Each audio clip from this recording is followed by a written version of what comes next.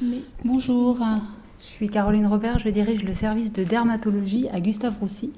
Je m'occupe essentiellement du mélanome et je dirige également une équipe de recherche au sein d'une unité qui travaille sur l'identification de biomarqueurs de sensibilité et de résistance au traitement. Donc on est en train de vivre une révolution en cancérologie qui a été quand même débutée par le mélanome, ce qui était un peu inattendu vu que le mélanome qui est comme ça, éventuellement. Le plus fréquent, c'est celui qu'on voit à gauche. C'est pour ça qu'on dit que ça peut ressembler à un grain de beauté. Parfois, ça ne ressemble pas beaucoup. Ça n'a pas l'air de grand-chose, mais c'est quelque chose qui peut être très, très dangereux, qui peut donner des métastases très agressives et qui peut tuer les gens en quelques mois. Et jusqu'en 2010, on n'avait pas de traitement efficace. On faisait des chimiothérapies parce qu'il fallait bien faire quelque chose, en sachant très bien que c'était probablement... ça n'allait pas changer l'évolution des patients. Et voilà la courbe de survie qu'on avait, avec environ 25% de patients survivants à 1 an, quand on avait fait un diagnostic de mélanome métastatique. Alors je parle du mélanome qu'on ne peut pas opérer, donc c'est au-delà de nos collègues chirurgiens, de leurs possibilités. Il est parti dans d'autres organes, il y a trop de métastases pour qu'on puisse régler ça avec la chirurgie. Et puis en 2002, on a identifié sur la voie dite des MAP kinases, on a une flèche ici.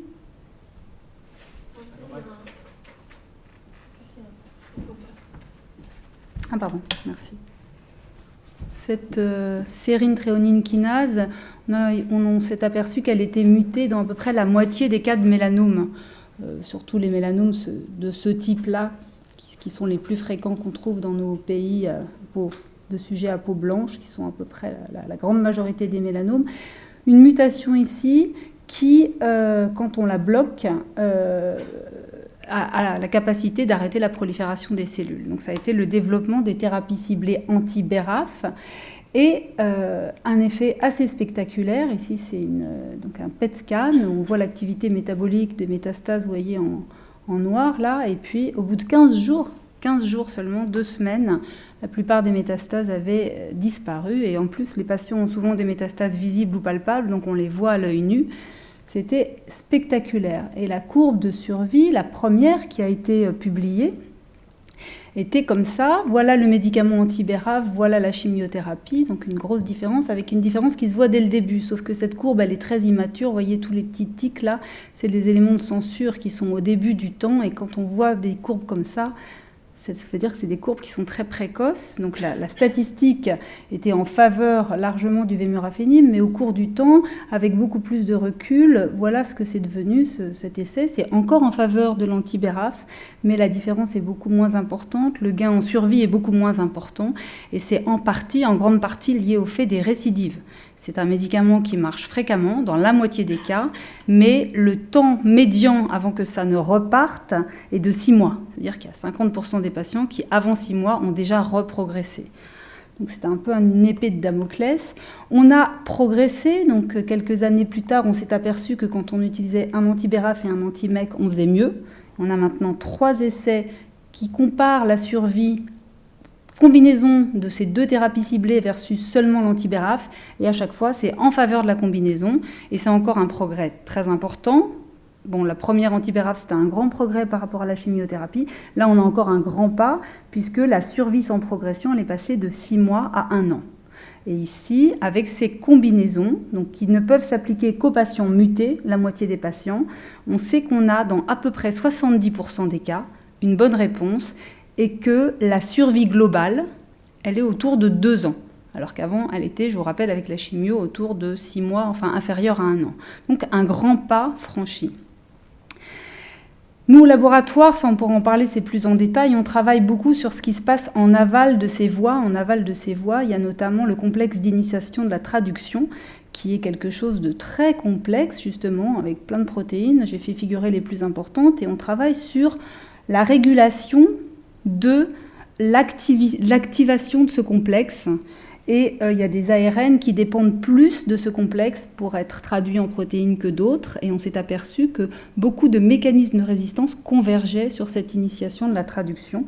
C'est un grand thème de notre recherche. On s'est aperçu que c'était vraiment impliqué dans les résistances aux anti-BRAF et et anti-MEK. Et on a un grand programme de recherche là-dessus. Deuxième volant qui a été le deuxième volant révolutionnaire du traitement, c'est l'immunothérapie. Alors on en parle énormément, c'est enthousiasmant. Attention, on dit peut-être quelquefois des choses un peu trop positives, ça n'a pas réglé le problème, loin de là, mais ça nous a fait faire encore un grand pas en avant. Je vous montre ici des images qui montrent que le système immunitaire, on le savait, pouvait être mis en jeu lors d'un mélanome. On a parfois, comme ici, d'ailleurs c'est catastrophique, parce que ce jeune homme avait un mélanome très visible. Sa petite amie disait que oui, elle se rappelait qu'il avait eu un mélanome bien marron. On voyait bien cette lésion. Cette lésion avait disparu, on ne voyait plus qu'un fantôme de lésion, ce qu'on appelle un mélanome régressif, mais il est quand même mort de ses métastases. Ça veut dire qu'il y a le système immunitaire qui s'est activé contre le mélanome sur la peau, mais qui n'a pas été capable d'aller le détruire ailleurs. On a aussi des grandes dépigmentations comme ça, des vitiligos. Alors rassurez-vous, s'il y a quelqu'un qui a un vitiligo ici, ce n'est pas toujours associé au mélanome, mais on sait maintenant que quand on traite efficacement un mélanome, on déclenche souvent ce genre de réaction au-delà de ce qu'on veut. C'est-à-dire que là, il y a une réaction immunologique qui n'est pas que contre la cellule cancéreuse, mais aussi contre les cellules de la pigmentation normale. Et alors les deux immunothérapies qui sont maintenant sur le marché, ce sont deux types de médicaments, qui sont des anticorps monoclonaux qui vont bloquer des mécanismes de frein du système immunitaire. Et c'est ça le nouveau concept, parce que ça fait bien longtemps qu'on essaye de faire de la vaccination, des immunothérapies, ça ne marchait pas en fait jusqu'à présent, et c'est depuis peu de temps. Le premier médicament sur le marché, c'est l'ipilimumab, c'est un anticorps anti-CTLA4, et CTLA4, c'est un récepteur qui se met en marche de façon physiologique pour que notre système immunitaire ne soit pas sans arrêt emballé. Alors, vous verrez qu'on a des effets secondaires qui sont liés justement à cet emballement, parce que nous, on bloque ce frein. Donc si on bloque un frein, on active, mais on active de façon pas spécifique.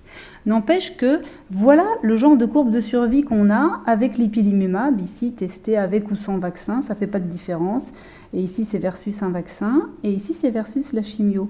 Et c'est des courbes qui sont complètement différentes de celles que je vous ai montrées avant, c'est-à-dire qu'il n'y a pas beaucoup d'effets, les patients décèdent malheureusement beaucoup, mais il y a un plateau. Et on parle maintenant beaucoup de ce plateau, cette queue de la courbe, on en parle beaucoup. Et alors, on a mieux que l'ipilimumab, maintenant, on a un autre anticorps qui cible un autre récepteur, qui s'appelle PD1. PD1 qui interagit avec ces ligands L1 ou L2, en fait, c'est un autre frein qui agit à un autre niveau dans le système immunitaire. Et quand on compare un anti-PD1 avec la chimiothérapie, on a une différence. C'est rarissime de voir des différences comme ça. On a des différences énormes. Et quand on le compare à l'ipilimumab, qui est donc l'immunothérapie dont je viens de vous parler, qui est donc le vrai contrôle, puisque c'était déjà plus efficace que la chimio, on a quand même un bénéfice. Donc maintenant, on a deux types d'immunothérapie, première génération anti-CTLA4, deuxième génération anti-PD1. Et bien sûr, on a essayé de les combiner. Donc là, on a des résultats qui vont sortir la semaine prochaine en termes de survie globale, mais on a déjà ces courbes qui sont des courbes de survie sans progression, et on sait qu'on fait un peu mieux avec la combinaison qu'avec chacun des deux anticorps pris séparément, anti-PD1, anti-CTLA4. Mais, attention, on est extrêmement toxique avec la combinaison. Avec chacun des deux médicaments, on a des effets secondaires. Je vous ai donné un exemple sur la peau. Le gros problème avec le premier, c'est les troubles digestifs. En fait, on déclenche des maladies de type auto-immune, un peu comme des maladies de Crohn, je ne sais pas si vous connaissez. Des atteintes de l'hypophyse, des atteintes des glandes endocrines, parfois des atteintes neurologiques qui, franchement, moi, sont celles qui me font le plus peur, et des vitiligos. Donc ça, c'est un peu moins embêtant, parce que les patients sont parfois pas très contents. Mais on a une grosse toxicité quand on combine ces deux médicaments. Et aujourd'hui, le gros problème, c'est de savoir pour qui il faut les combiner. Ça, c'est un exemple de quelque chose qu'on vient de découvrir au cours des dernières années, c'est que parfois, avec l'immunothérapie, les patients vont répondre de façon différée. On ne sait pas si c'est juste parce que c'est un délai long de réponse ou si c'est parce qu'au début, peut-être il y a une telle réaction inflammatoire immunologique que ça va grossir. Évidemment, si on fait une biopsie, on va trouver des lymphocytes, mais on ne sait pas si c'est vraiment toujours cette espèce de flair immunologique, mais vous voyez par exemple cette patiente, elle est en réponse complète au bout de quelques temps, mais ça lui a pris du temps, et quand on l'a regardée à 4 mois, elle était en train de grossir, ses métastases étaient en train de grossir, donc toute la difficulté c'est de savoir s'il faut arrêter le traitement ou si on peut continuer en espérant qu'il va marcher après. Et puis une autre nouveauté qui est quand même quelque chose d'enthousiasmant, c'est qu'on a des patients qui sont en réponse complète et chez qui on a arrêté le traitement. Et là, je vous mets, on a une 60aine de patients chez qui, avec un anticorps anti-PD1, en clair, c'est la période où on a arrêté le traitement. Et la grande majorité d'entre eux, après 2 ans de recul, sont encore en réponse complète. Ça veut dire qu'on espère qu'on les a guéris. On n'est pas sûr. Quand ils nous demandent, on leur dit qu'on espère. On espère vraiment. Quand on a quelqu'un qui est en réponse complète, on a arrêté le traitement et que 2 ans après, il est en réponse complète, on est très content. Donc en gros, on parle beaucoup de tail of the curve. Voilà, on a des médicaments comme l'ipilimumab qui ont un petit effet, mais une longue queue, c'est-à-dire que les patients peuvent répondre, mais ceux qui répondent, ils vont répondre longtemps. On a des médicaments comme les anti-BRAF qui ont un gros effet, mais ça ne dure pas longtemps. Je vous ai dit que ça récidivait quand même assez vite. Et nous, c'est ça qu'on veut. On veut un gros effet et une grande, longue queue. Voilà. Donc maintenant, on travaille sur les biomarqueurs, comment on va reconnaître les patients qui vont répondre, comment on va ne pas soumettre aux grands effets secondaires de la combinaison quelqu'un qui pourrait répondre de façon complète à juste un médicament. Donc c'est ça la grande activité de recherche. Qui a besoin de la combinaison, qui se suffirait d'un anti-PD1 et qui ne va répondre à rien. Et c'est le sujet de recherche de plein de laboratoires, et pas que dans le mélanome d'ailleurs. Un petit exemple, il y a un marqueur qu'on regarde souvent, c'est le ligand de PD1. Parce que PDL1, enfin un des ligands de PD1, on arrive à le regarder en immunohistochimie, même si ce n'est pas bien standardisé. Mais juste pour vous montrer, quand PDL1 est élevé, souvent les malades répondent mieux, ça c'est vrai. Sauf que regardez une biopsie, le marquage PDL1 il est en rose. Si on fait la biopsie ici, on va dire c'est fort. Si on fait la biopsie ici, on va dire il n'y a pas grand-chose comme marquage. C'est la même métastase. Juste pour vous montrer qu'on n'est pas encore au point avec ce marqueur-là. Et nous, on vient de mettre au point un test qui utilise une technologie qu'on utilise pas mal au laboratoire, ça s'appelle la Proximity Ligation Assay. C'est-à-dire que ce PDL1, si on veut qu'il veuille dire quelque chose pour notre efficacité d'un anti-PD1, il faut qu'il soit engagé avec son récepteur. Donc on a mis au point cette technique de proximité pour voir si le PDL1 était à côté d'une molécule PD1. Et moyennant quoi, ce test a l'air assez bon parce que quand il est positif, les patients répondent plutôt bien. On est en train de valider ça sur des plus grandes cohortes. Puis autre nouveauté, on s'est aperçu que si là je vous représente différents types de cancers et les taux de mutation somatique dans ces cancers, parce qu'on sait qu'il y a des cancers qui sont très mutés, d'autres qui sont moins mutés. Les champions des mutations, c'est justement mélanome poumon. Mélanome parce que UV, très génotoxique, et poumon parce que tabac. Et puis il y a des cancers qui sont peu mutés. Et alors avant, avec les traitements classiques, ceux qui sont très mutés, c'était un peu les plus mauvais, les plus difficiles à traiter parce qu'ils échappaient, ils contournaient, dès qu'on ciblait une mutation, hop, ça partait sur une autre. Là, c'est un peu le contraire parce que quand on traite avec une immunothérapie non spécifique, à la faveur de toutes ces mutations, on va pouvoir avoir des néo-antigènes et du coup, le système immunitaire va réagir contre ces néo-antigènes. Donc c'est un nouveau concept, un peu les derniers seront les premiers. Et c'est très marquant parce que ici, vous voyez, sont représentés les cancers du poumon chez les fumeurs et les non-fumeurs, et le taux d'efficacité de l'immunothérapie, elle est doublée chez les fumeurs. Et pareil, les cancers du côlon qui ont une instabilité des systèmes de réparation des mises à pareillement, ils répondent beaucoup mieux que les cancers du côlon qui répondent très très mal quand ils n'ont pas cette hypermutabilité. Nouveau concept. Donc nos patients, ils nous disent « Ah bah alors, je vais fumer ». Bah, on leur dit non, quand même, il vaut mieux pas, parce que peut-être que déjà au début, il fallait pas. Autre chose qui est un peu nouveau et qui est très excitant, c'est que on travaille sur les résistances donc aux immunothérapies. On s'est aperçu que chez certains patients, il semble que des mutations somatiques de la voie de signalisation de l'interféron gamma, qui est mis en place dans la réponse immunologique, eh bien, ces mutations somatiques sont des mutations qui sont associées aux résistances. Cela dit, c'est très complexe parce que, au bout d'un certain temps, la présence, l'ambiance interféron gamma va au contraire faciliter les résistances et tout ça est bien compliqué, on est un petit peu juste en train de découvrir ce qui se passe. Dernier concept nouveau, c'est l'influence potentielle des germes qu'on a dans notre tube digestif.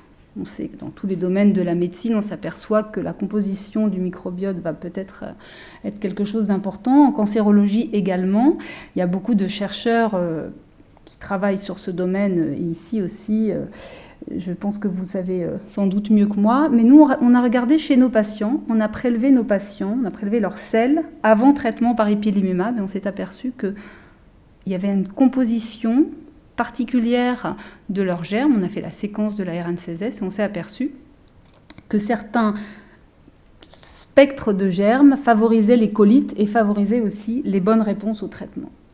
Donc en gros, je pense que c'est pas de la science-fiction et que dans quelques années, on sera capable, en s'attachant à des critères liés à la tumeur, à des critères du micro-environnement tumoral, probablement à des critères génétiques aussi, des paramètres génétiques du patient, et peut-être des choses un peu nouvelles comme le microbiote. On pourra savoir prédire les réponses au traitement et faire des traitements plus intelligents pour les patients. Et voilà les gens qui travaillent à Gustave Roussy en clinique et en recherche sur le mélanome avec moi. Merci beaucoup.